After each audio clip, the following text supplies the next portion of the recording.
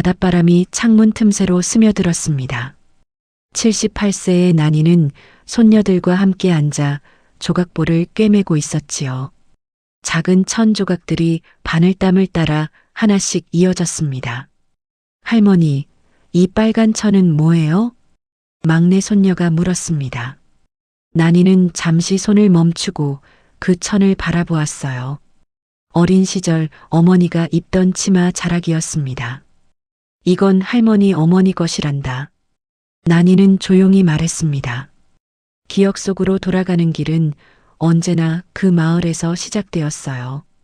경상북도 군 읍내는 1970년대 초반에도 여전히 조선시대 같았습니다. 전통시장 한복판에 자리 잡은 포목집들이 마을의 중심이었어요. 색색의 한복감과 무명천이 가게 앞에 걸려 있었지요.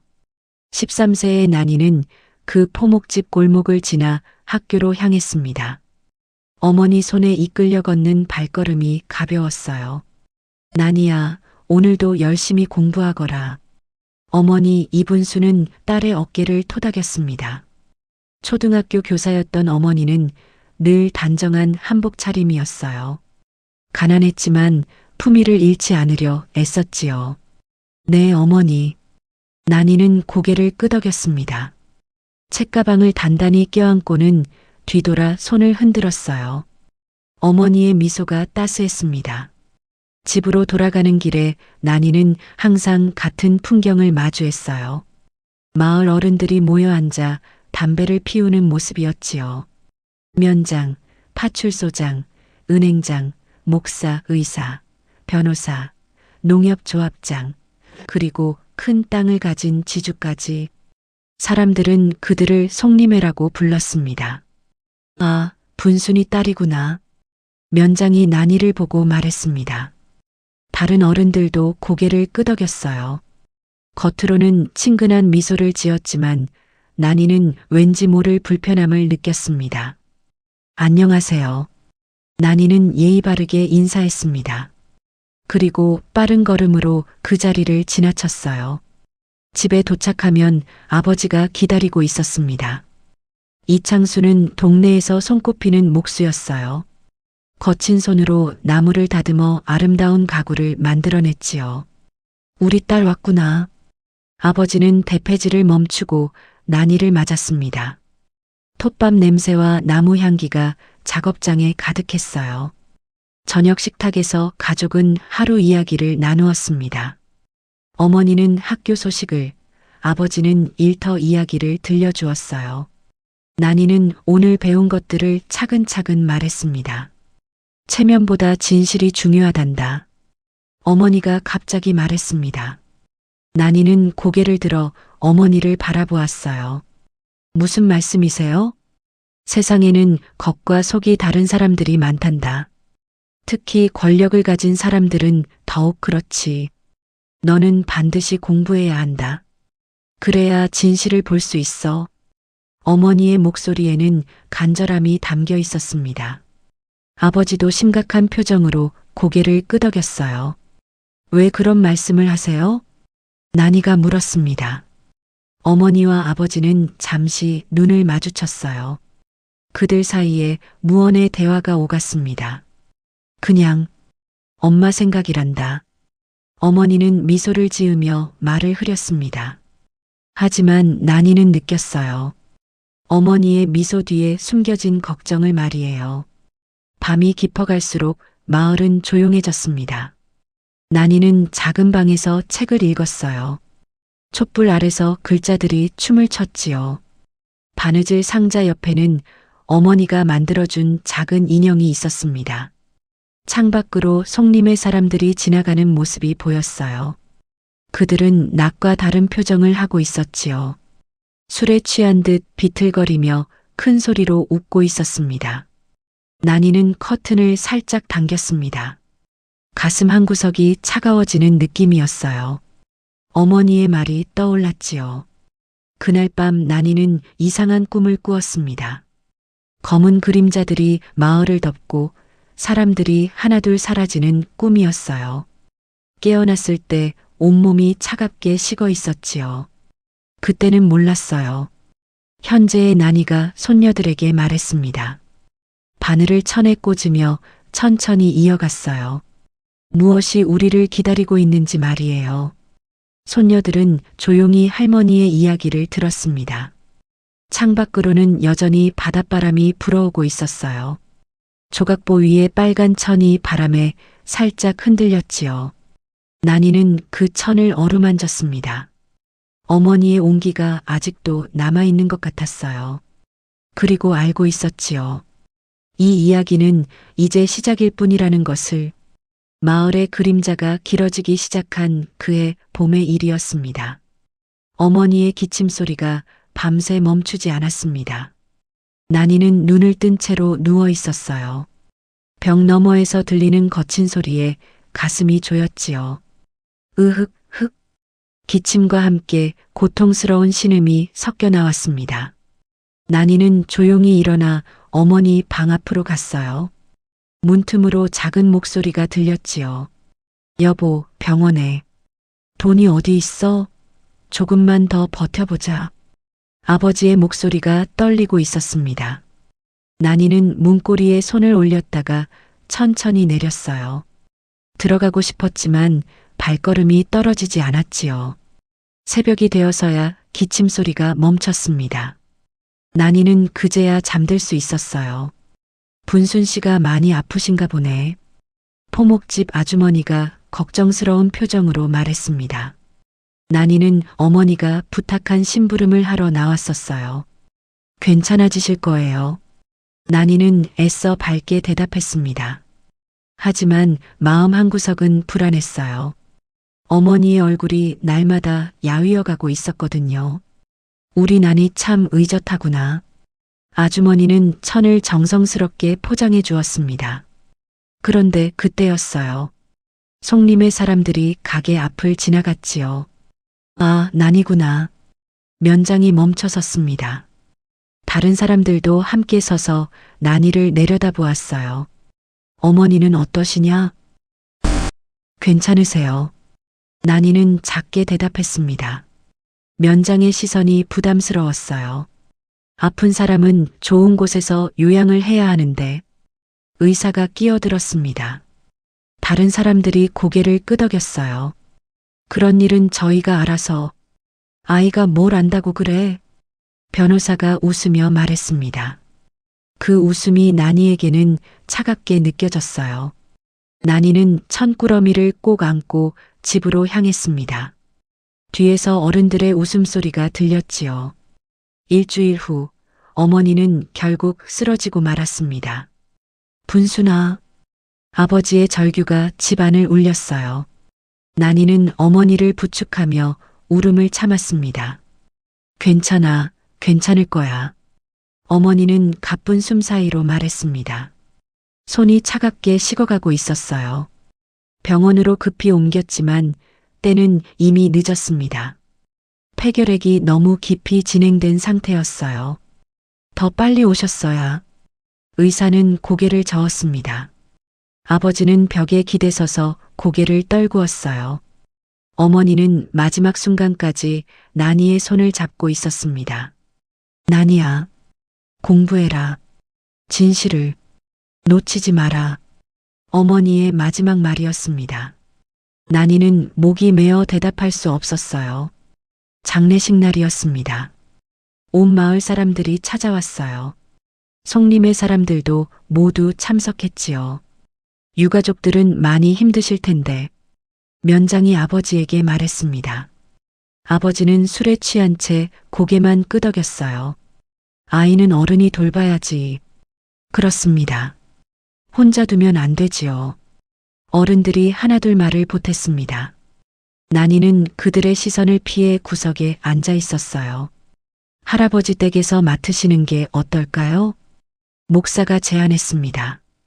할아버지는 송림회의 원로격 인물이었어요. 그게 좋겠네. 아이 교육도 제대로 시킬 수 있고 집안 체면도 생각해야지. 어른들은 난이의 의견은 묻지 않았습니다. 난이는 작은 목소리로 말했어요. 저는 아버지와 아이가 뭘 안다고. 변호사가 차갑게 말했습니다. 아버지는 아무 말도 하지 못했어요. 어른들이 결정한 일이니까. 면장이 단호하게 말했습니다. 다른 사람들도 고개를 끄덕였어요. 난이는 어머니의 영정을 바라보았습니다. 어머니가 말했던 것들이 떠올랐어요. 체면보다 진실. 하지만 지금 이 순간 체면이 진실을 짓누르고 있었습니다. 그날 밤 할아버지 집으로 가기 전 난이는 작은 수첩을 꺼냈습니다. 어머니가 선물해 준 것이었어요. 4월 15일. 어머니 돌아가심. 어른들이 나를 할아버지 댁에 보내기로 함. 아무도 내 말을 듣지 않음. 난이는 또박또박 적었습니다. 작은 글씨였지만 선명했어요. 체면보다 생존. 마지막에 이 한 줄을 더했습니다. 어머니의 말을 조금 바꾼 것이었어요. 지금의 난이에게는 진실보다 살아남는 것이 중요했거든요. 아버지는 마당에서 혼자 술을 마시고 있었습니다. 아버지, 난이야 미안하다. 아버지의 목소리가 쉬어 있었습니다. 눈물을 흘리고 있었어요. 아버지가 무능해서, 너를 지켜주지 못해서. 괜찮아요, 아버지. 난이는 아버지를 안았습니다. 아버지의 몸이 술 냄새와 함께 떨리고 있었어요. 꼭 다시 데려올게. 네, 아버지. 난이는 대답했지만 마음속으로는 알고 있었습니다. 아버지도 송림의 앞에서는 무력하다는 것을 말이에요. 할아버지 집은 마을에서 가장 큰 집이었습니다. 기와집에 넓은 마당, 그리고 높은 담장이 있었어요. 앞으로 여기서 살게 될 거다. 할아버지가 말했습니다. 목소리에 권위가 담겨 있었어요. 네. 난이는 고개를 숙였습니다. 선택의 여지가 없다는 것을 알고 있었거든요. 규칙을 지켜야 한다. 함부로 나돌아다니면 안 되고 어른들 말씀을 잘 들어야 한다. 네, 할아버지. 좋다. 방은 저쪽 끝방을 쓰거라. 난이에게 주어진 방은 작고 어두웠습니다. 창문도 마당이 아닌 뒷골목을 향하고 있었어요. 그날 밤 난이는 또 수첩에 적었습니다. 4월 16일. 할아버지 집에 옴. 작은 방 많은 규칙. 아버지가 멀어짐. 펜을 멈추고 창밖을 바라보았어요. 멀리 아버지 집이 보였지요. 불이 켜져 있었습니다. 살아내야 한다. 난이는 수첩을 닫고 이불을 덮었습니다. 어머니의 따뜻함이 그리웠지만 이제는 혼자였어요. 마을의 그림자가 난이를 덮기 시작했습니다. 하지만 난이는 포기하지 않기로 했어요. 어머니의 마지막 당부를 잊지 않겠다고 다짐했지요. 작은 수첩이 난이의 유일한 친구가 되었습니다. 할아버지 집에서의 첫 겨울이 길었습니다. 난이는 매일 같은 시간에 일어나고 같은 시간에 밥을 먹었어요. 모든 것이 정해져 있었지요. 학교 끝나면 바로 집으로 와야 한다. 할머니가 매일 아침 당부했습니다. 할머니는 말이 적었지만 눈빛이 날카로웠어요. 네. 난이는 고개를 끄덕였습니다.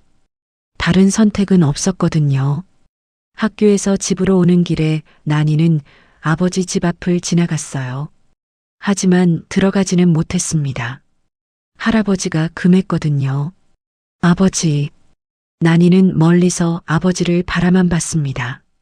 아버지는 여전히 목수일을 했지만 예전 같지 않았어요. 술을 자주 마시게 되었지요. 그해 겨울, 이상한 일들이 벌어지기 시작했습니다. 같은 반 친구 설이가 며칠 동안 학교에 나오지 않았어요. 선생님도 별다른 설명을 하지 않았지요. 설이는 어디 갔어? 난이가 다른 친구에게 물었습니다. 몰라. 갑자기 안 왔어. 친구도 고개를 저었어요. 일주일 후 설이가 돌아왔습니다. 하지만 예전의 설이가 아니었어요. 말이 없어졌고 늘 멍한 표정이었지요. 설이야, 어디 갔었어? 난이가 조심스럽게 물었습니다. 설이는 대답하지 않았습니다. 그냥 고개를 돌렸어요. 눈빛이 흔들리고 있었지요. 그때 난이는 알았습니다. 서리에게 무슨 일이 일어났다는 것을 말이에요. 할아버지 집에서는 종종 손님들이 왔습니다.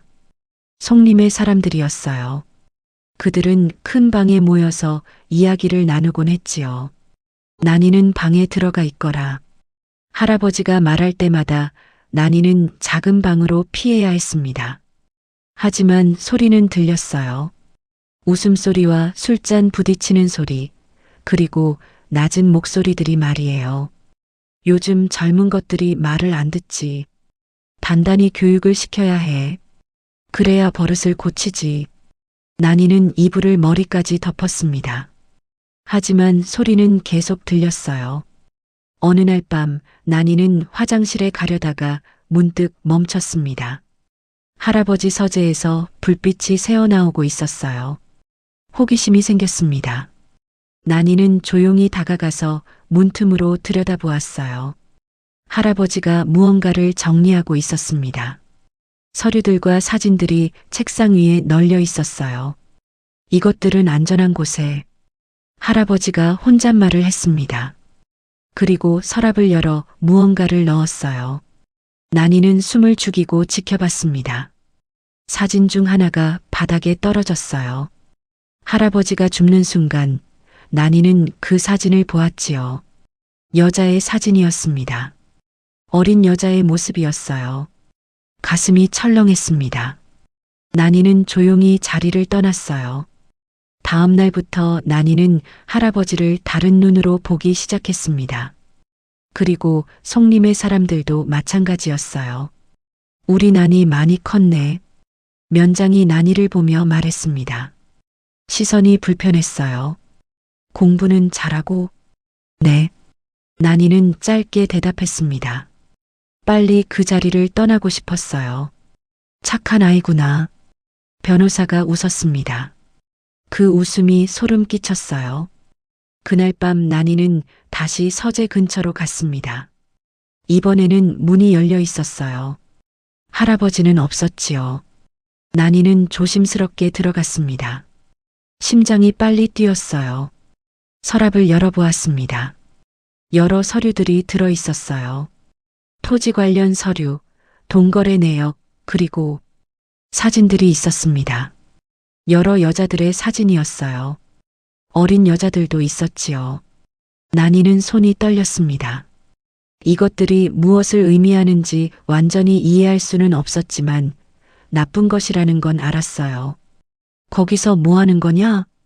갑자기 뒤에서 목소리가 들렸습니다. 난이는 깜짝 놀라 돌아봤어요. 할아버지가 서 있었습니다. 얼굴이 차가웠어요. 저는 함부로 남의 물건을 뒤지는 거냐? 할아버지의 목소리가 낮아졌습니다. 무서웠어요. 죄송합니다. 난이는 고개를 숙였습니다. 도망치고 싶었지만 다리가 굳었어요. 다시는 이런 일이 없어야 한다. 네. 방으로 가거라. 난이는 서둘러 나왔습니다. 복도를 지나면서 뒤를 돌아보았어요. 할아버지가 서재 문을 잠그고 있었지요. 그날 밤부터 난이에 대한 감시가 더 심해졌습니다. 할머니가 더 자주 확인하러 왔어요. 어디 가지 마라. 네. 말도 함부로 하지 마라. 네. 난이는 대답만 했습니다. 하지만 마음속으로는 다른 생각을 하고 있었어요. 진실을 알아야 한다. 어머니의 말이 떠올랐습니다. 이제 난이는 알았어요. 송림회가 무엇인지, 왜 어머니가 경계하라고 했는지를 말이에요. 수첩에 적는 일이 많아졌습니다. 12월 3일. 설이 이상함. 무슨 일 있었음. 12월 10일. 할아버지 서재에서 이상한 사진들 봄. 12월 11일. 들킴. 감시 더 심해짐. 난이는 조심스럽게 적었습니다. 이 수천만은 들키면 안 되었거든요. 마지막에 한 줄 더 적었어요. 내가 무너져서는 안 된다. 겨울이 깊어갔습니다. 눈이 내리기 시작했어요. 난이는 창가에 앉아 눈을 바라보았습니다. 멀리 아버지 집이 보였어요. 굴뚝에서 연기가 나고 있었지요. 아버지는 혼자 지내고 있을 거예요. 언젠가는. 난이는 속으로 다짐했습니다. 언젠가는 이 모든 것에서 벗어나겠다고 말이에요. 그리고 진실을 밝히겠다고도 했지요. 작은 수첩을 가슴에 품었습니다. 이것이 나니의 유일한 무기였어요. 그날 밤 나니는 또 이상한 꿈을 꾸었습니다.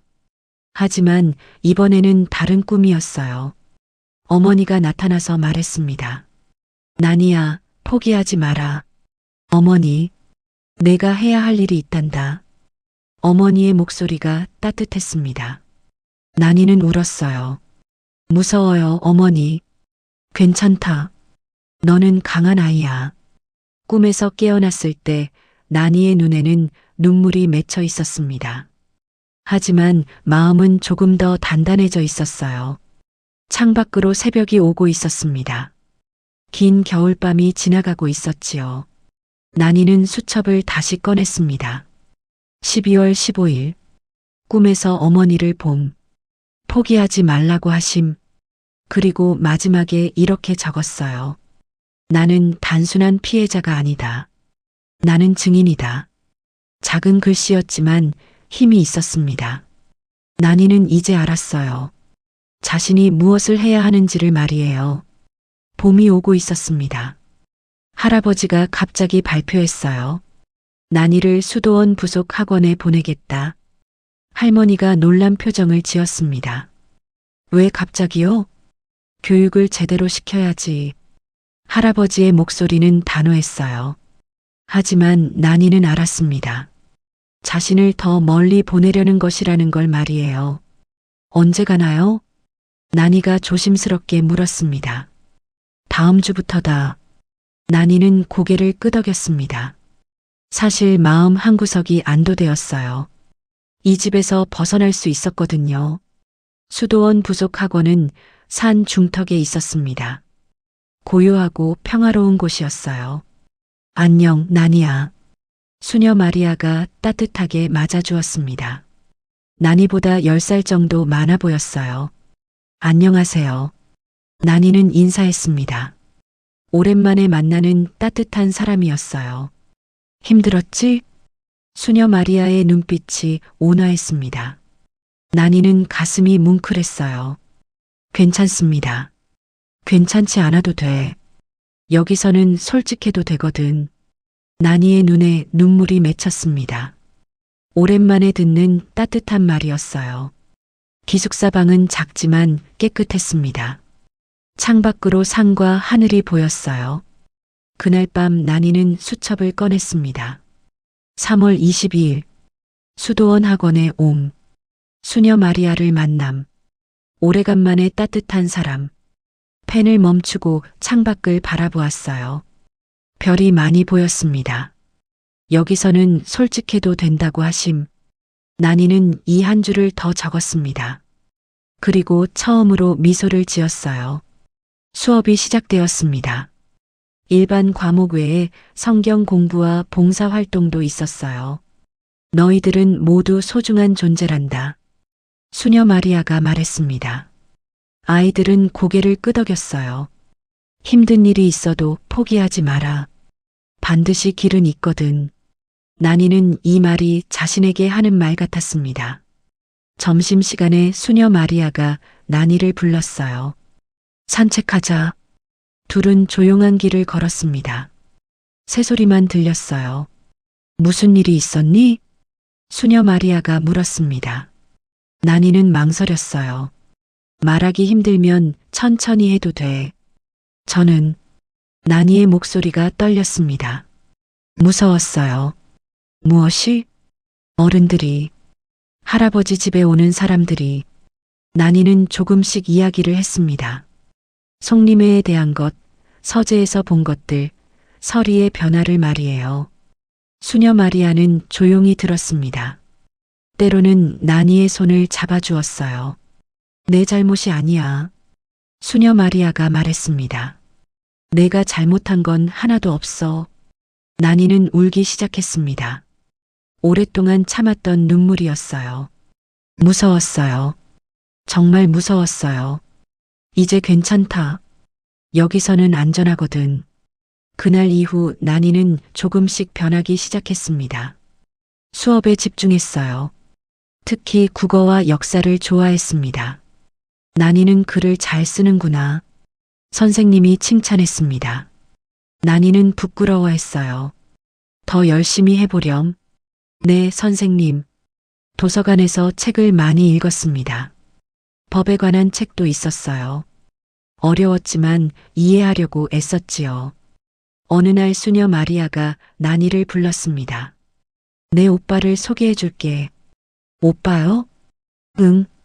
검사 일을 하거든. 나니는 깜짝 놀랐습니다. 이성우라고 해. 좋은 사람이야. 다음 주 일요일에 이성우가 찾아왔습니다. 30대 중반의 온화한 사람이었어요. 안녕, 나니야. 안녕하세요. 마리아에게 내 이야기를 들었어. 이성우의 목소리가 진지했습니다. 혹시 내가 본 것들을 기록해뒀니? 나니는 수첩을 꺼냈습니다. 이성우가 조심스럽게 받아보았어요. 잘했구나. 이게 도움이 될까요? 물론이야. 아주 중요한 기록이거든. 이성우는 미소를 지었습니다. 하지만 조심해야 해. 아무도 모르게 해야 하거든. 네. 언젠가 이 기록들이 큰 힘이 될 거야. 여름이 되었습니다. 나니는 많이 달라졌어요.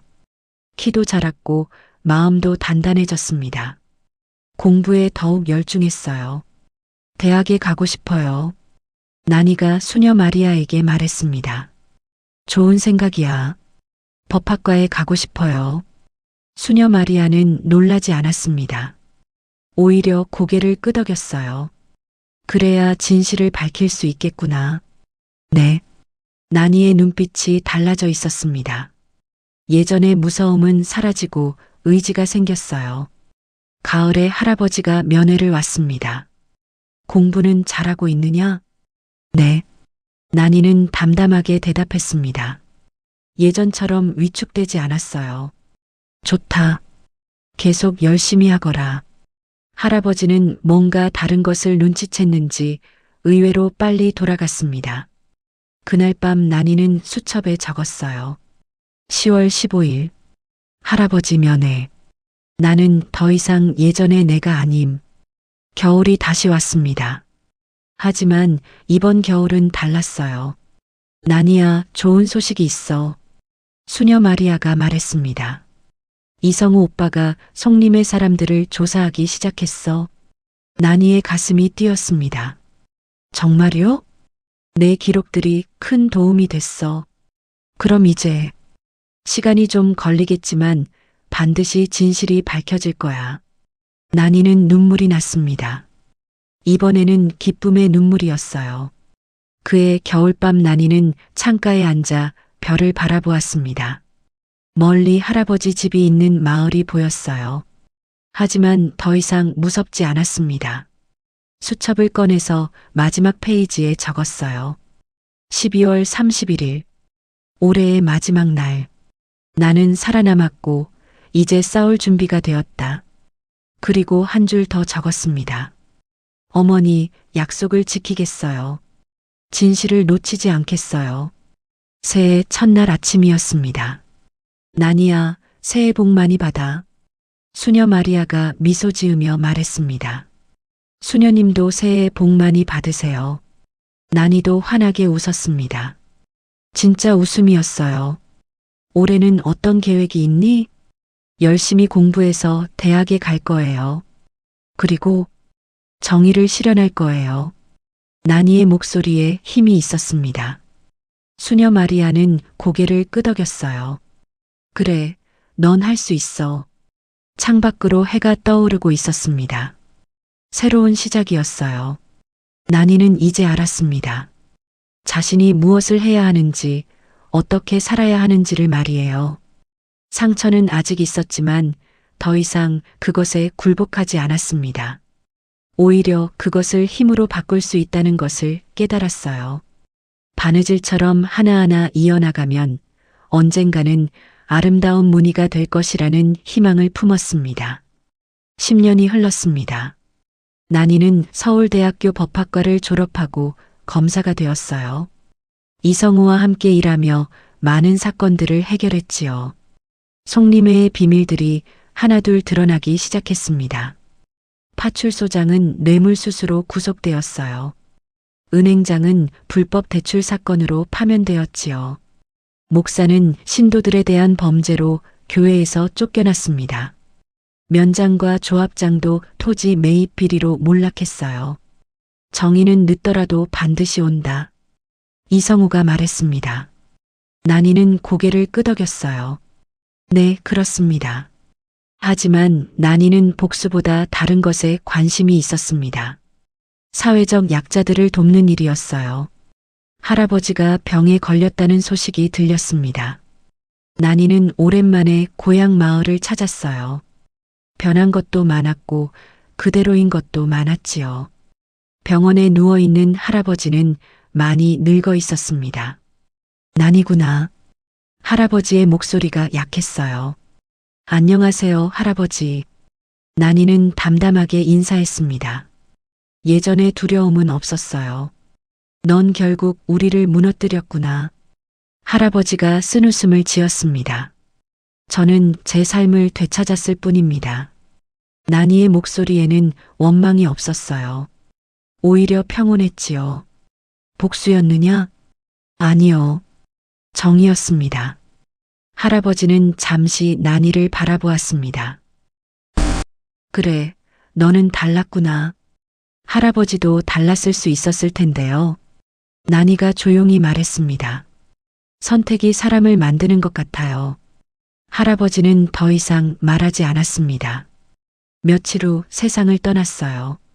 상속받은 재산으로 난이는 법률지원센터를 만들었습니다. 진실법률상담소라는 이름을 붙였어요. 어려운 사람들을 도와드립니다.